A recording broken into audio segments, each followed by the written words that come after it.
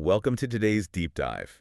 And for this one, we're really stripping away all that, I guess you'd call it the mythology of the startup garage. Yeah, absolutely. The whole romanticized version of things. Right. Like we're not talking about ping pong tables today or those visionary whiteboard sessions you always hear about. No, we are getting into the actual machinery. Exactly. The mission today is to really dissect these high-tension structural forces, the ones that take this messy, chaotic, frankly irrational group of humans and somehow forge them into this hyper-efficient, scaling startup machine. Because that's what it takes. It's not magic. It's not.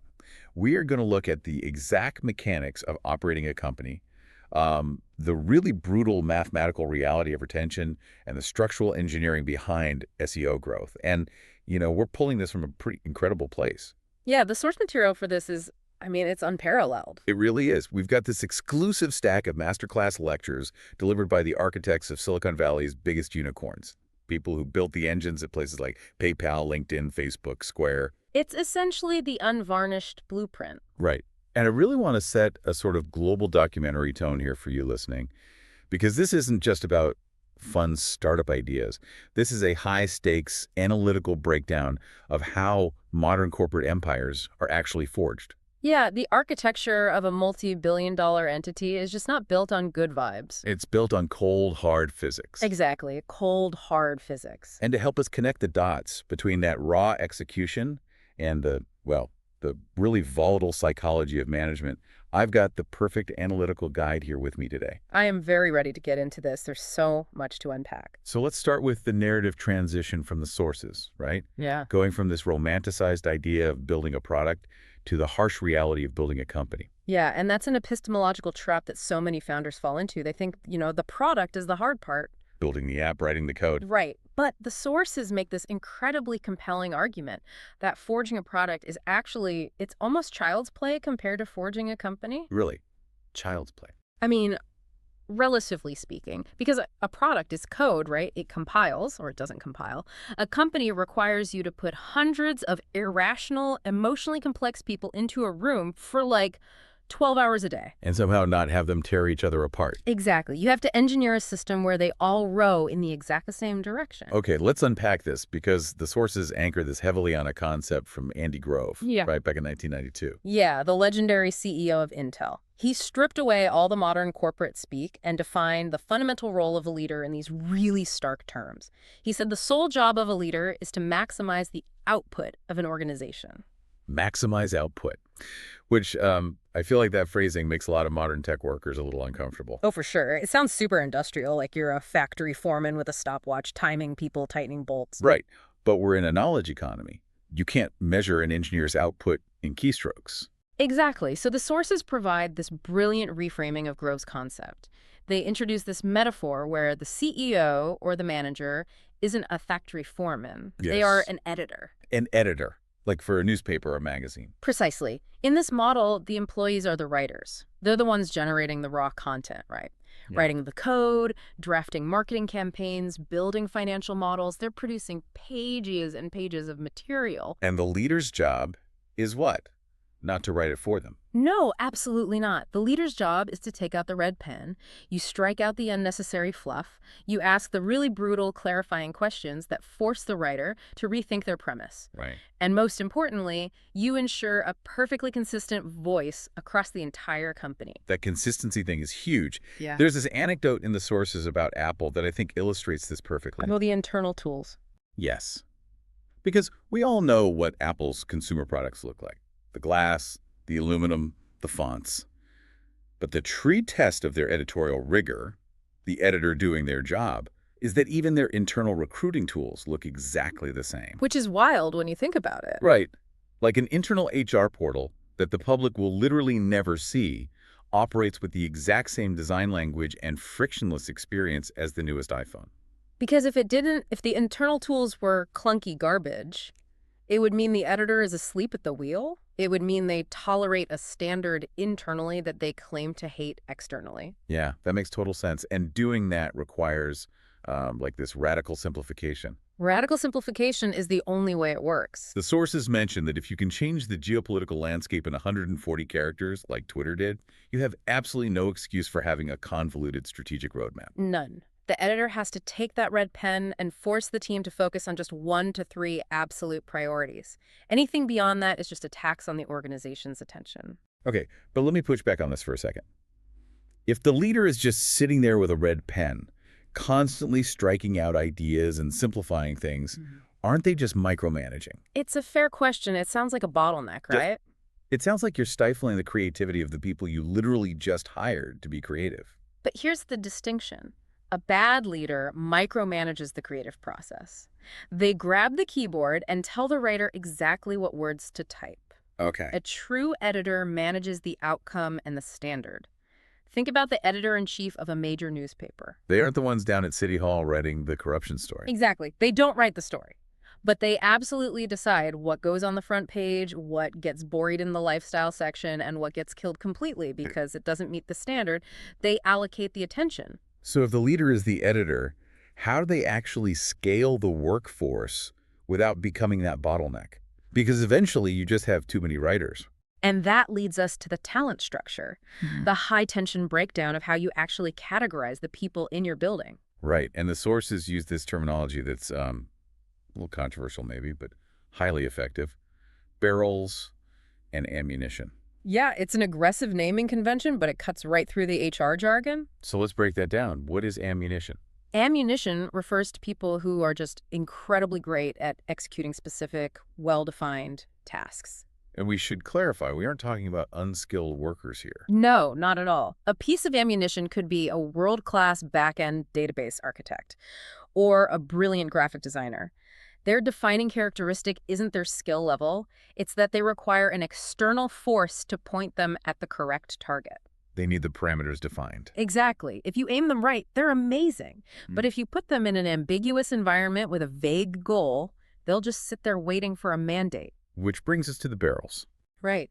Barrels are those incredibly rare people who thrive in that ambiguity.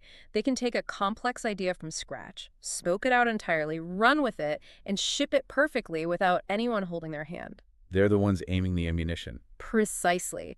And the analytical breakdown here is so important for scaling. If you have a company with only one barrel, and usually that's the exhausted founder. Right, a founder's almost always the first barrel. Yeah. If you have one barrel and you add 50 pieces of ammunition, you just hire 50 engineers. You do not increase your output. You actually slow down, don't you? You create a massive traffic jam. You have 50 highly paid specialists sitting around waiting for the one barrel to write their specs and unblock their dependencies. You have to optimize that ratio. So the obvious question for you listening, if you're running a team, is how do you actually spot a barrel in the wild? Like, they don't wear a name tag? No, they don't. But the sources give this exact perfect test. It's the open office test. Oh, I love this one. You just stand there and watch the organic flow of the office. Who do people walk up to for help when they do not formally report to that person? Right, bypassing the org chart completely. Exactly. If everyone keeps going to that one mid-level engineer for answers, that person is a barrel. They have natural authority. And once you spot them, the advice is to basically push them until they break. Push them with increasing complexity until you find the exact threshold where they fracture, and then pull them back 1 inch. That's their maximum capacity. Here's where it gets really interesting, though, because you've got these barrels running at maximum capacity, and you've got ammunition that needs precise targeting. How do you manage that without either micromanaging or totally abdicating your responsibility? And that tension is solved by another Andy Grove concept, task-relevant maturity. Task-relevant maturity. Break that down for us. It basically means a manager shouldn't have just one single management style. So no, I'm a hands-off manager or I'm a details guy. Right, that's nonsense. Your style has to change based entirely on the specific task and the employee's experience with that specific task. Give me an example. Okay, say you have a brilliant engineer. If they're coding back-end architecture, their task-relevant maturity is incredibly high. If you try to manage that, it's micromanagement. You leave them alone. Total freedom. Total freedom. But if you ask that same brilliant engineer to suddenly write a public relations response to a data breach, Which they've never done in their life. right, their maturity for that specific task is 0. In that moment, you have to micromanage them. You have to review every word. So high maturity gets freedom, low maturity gets micromanagement. Exactly. If you give total freedom to someone doing a task for the first time, that's not delegation. That is abdication. And sometimes part of building that maturity means intentionally letting them fail. There's that amazing story from the sources about Inner Square. Yes, the food truck anecdote. Because you have this marketing employee, and he wants to give out 10 Square card readers to local food trucks. Just 10. Right, and mathematically, the data from 10 food trucks is completely insignificant to a company processing millions of transactions. And operationally, it's a nightmare to track 10 physical readers in food trucks. So the leader knows this is a terrible idea. The task-relevant maturity of the employee here is low. The standard reflex is to just kill the project. Say no, save the money. But the leader allowed it. He did, because the financial cost of the failure was negligible, but the educational value of the employee discovering why it was a bad idea was huge. He let him hit the wall so the employee could develop his own internal editor. Wow. Okay, so we've built this perfectly structured team. Barrels, ammunition, task-relevant maturity. But that perfectly structured team means absolutely nothing if the product they build is just, well, a leaky bucket. Yeah, you can have the best team in the world building a product nobody wants. Right, so we need to move from internal team mechanics to the hard math of user survival, the physics of retention. What's fascinating here is that the startup world is obsessed with acquisition, PR, virality, getting users in the door. But retention is the single most important metric for growth, period. Let's help everyone visualize this. Imagine a graph. The x-axis along the bottom is time days since the user acquired the app. The y-axis is the percentage of users still active. So on day 0, you're at 100%. Exactly. And then the line starts going down. People lose interest. That's the brutal mathematical reality. If your retention curve eventually slopes down and intersects that x-axis, meaning it hits 0, your business is dead. Dead. Even if you pour 1 million new users in at the top? It doesn't matter. Every user will eventually leave. To survive, you must achieve what they call an asymptote to align parallel to the x-axis. Meaning the curve flattens out, it stops dropping. Right. It flattens out at some baseline. Maybe it's 20%, maybe it's 40%, but it locks in. Those are the users who stay forever. And to actually measure this accurately, you have to look at it on a cohort basis, right? You can't just look at total daily active users. No. Total users is a vanity metric because a marketing push can hide your churn. You have to isolate a cohort. Look at 100 people who joined exactly on March 1st. Okay. How many of those specific 100 people are still there on day 31? How many on day 366? That tells you the truth. And the sources give some great benchmarks for this. Like e-commerce can have a terminal retention rate of 20 to 30% monthly because you don't buy shoes every single day. Right. But if you're a social media platform and your early cohorts are flattening out at 20%, you're completely dead. Social media needs terminal retention rates closer to 80% for early cohorts to survive because of network effects. So if your curve is crashing towards 0, how do you fix it? You need a North Star metric. The entire company has to be violently aligned to one single metric that represents true retained value. Otherwise, every department optimizes for their own goals, and the machine tears itself apart. There's a perfect example of this from eBay back in 2004. They had this massive affiliate program where they paid partners a bounty just for driving signups. It's a funnel acquisition. Right. So affiliates did exactly what they were incentivized to do. They flooded eBay with cheap, low-intent traffic. Signups went through the roof. But nobody was buying anything. They were empty accounts. Exactly. So eBay changed the North Star. They told affiliates, we will only pay you a percentage when the user actually makes a purchase. They aligned the external growth with the internal North Star metric, which was gross merchandise volume. And almost overnight, the junk traffic stopped because affiliates had to find real buyers. The retention curve stabilized. It's all about incentives. And if you humanize this math, the analogy the sources use is brilliant. Acquiring users is like dating. Retaining them is like marriage. Oh, I love that. First impressions matter immensely in dating. The UI, the onboarding. But marriage, that takes constant grinding, unglamorous work. And mathematically, a 1% increase in top-of-funnel conversion has the exact same impact on your total user base as a 1% decrease in churn. But reducing churn is so much cheaper than constantly buying new dates. Vastly cheaper. And the easiest way to destroy that marriage, to spike your churn, is ignoring customer support. Treating it like a cost center. Right. When a user hits a bug and emails you, they're giving you a chance to save the relationship. If you ignore them, the trust breaks. They don't just stop using the feature, they abandon the platform entirely. Okay, so let's say the marriage is solid. The retention curve is flat. The bucket is sealed. How do you systematically pour users into it? This brings us to the structural engineering of SEO. Yeah, stripping away the magic of marketing. Because SEO isn't just buzzwords, it's a structural engineering problem built right into the product's architecture. And to show how much this has changed, the sources have this incredible story from the 1990s on Alta Vista. Oh, the paper airplane monopoly. Yes. This expert wanted to dominate the search term paper airplanes. So he built a basic website, scrolled way down below the fold, and just typed paper airplanes thousands of times in white text on a white background. And Alta Vista's primitive crawler just saw the keyword density and ranked him #1. #1 in the world. It's hilarious, but it contrasts so sharply with modern SEO. You can't trick the machine anymore. No, modern SEO requires 3 really rigid pillars: keyword research, link building, and internal link distribution. Let's talk about the trap of the wrong keyword, because this is painful. There's the story of the cocktail-making website. Yeah, this founder spent an entire year executing a flawless SEO strategy to dominate the keyword cocktail making in the UK. He gets to #1 on Google. Flawless execution. And he gets like 500 visitors a month. Because he realized nobody in the UK actually searches for cocktail making. They search for cocktail recipes. And the real volume was in the US for drink recipes. The sum here is huge. You have to analyze supply, demand, and value before you write a single line of code. It's market validation, not just marketing. Okay, so that's the first pillar. But the third pillar, internal link distribution, is fascinating. Managing the flow of link love or page rank. Right. Think of your website as a city. The internal links are the road network. You can build a massive stadium, your best content, but if there are no roads leading to it, the search engine spiders can't find it. The Facebook's 2007 launch is the ultimate example of this. Yes, this is mind-blowing. They decided to make public profiles searchable on Google. They flipped the switch, instantly exposing millions of pages of user-generated content. And their search traffic was exactly 0. Because Facebook's architecture was a walled garden. To find someone, you had to type their name into the internal search bar.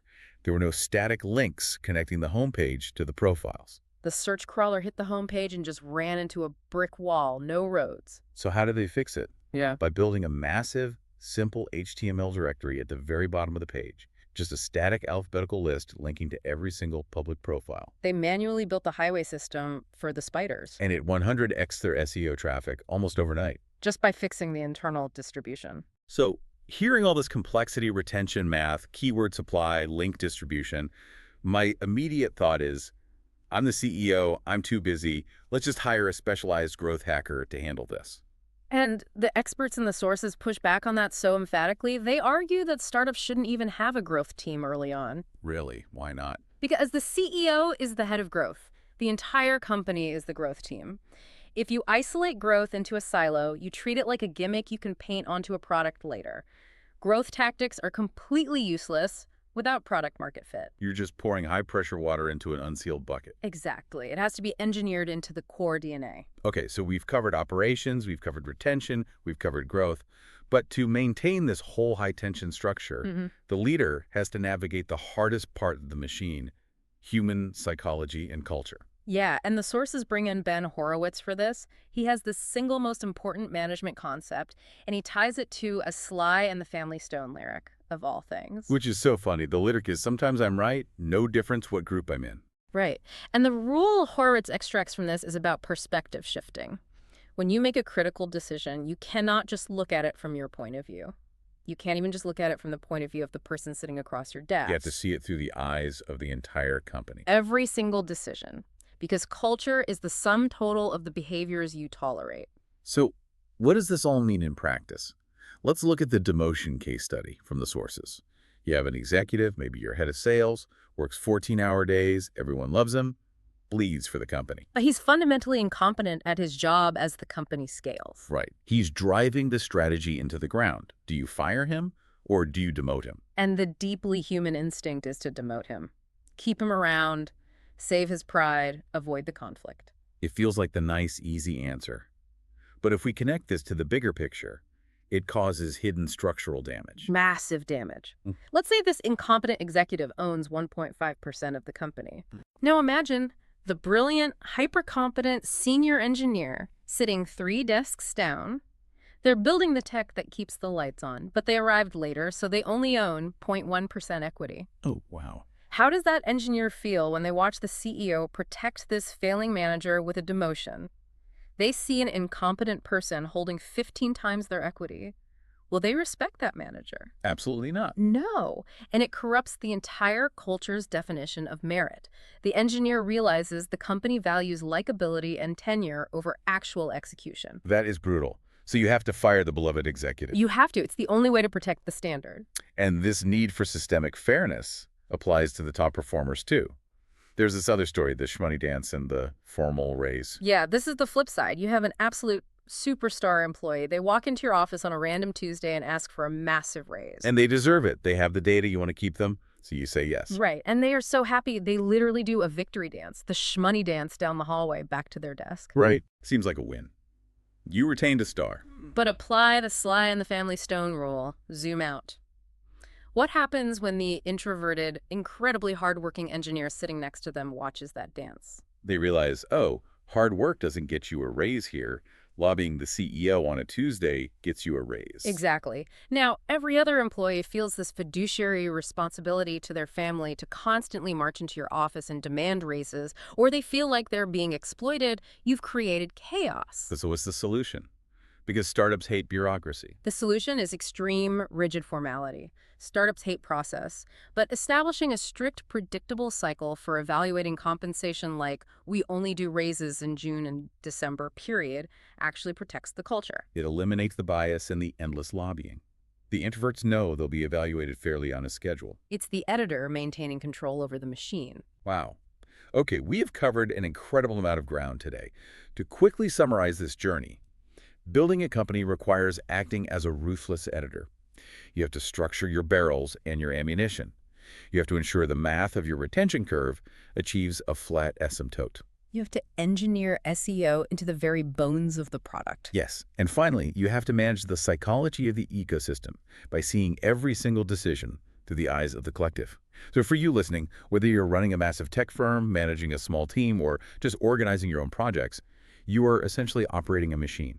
And the question is, are you tracking your output or just your motion? That's the key right there. Output versus motion. But I want to leave you with a final thought to mull over, something we haven't touched on. We've talked entirely about how to build a flawless, high-speed, perfectly operating machine. But consider this. If your machine is built of perfectly focused barrels, flawless retention mechanics, and unbeatable SEO, what happens if the editor has aimed that unstoppable machine at the fundamentally wrong target? Can a perfect machine execute a terrible idea so efficiently that it actually destroys itself before anyone even notices? That is a terrifying thought. It really is. Thank you so much for breaking all of this down with me today. Oh, anytime is a pleasure. And thank you all for joining us on this deep dive.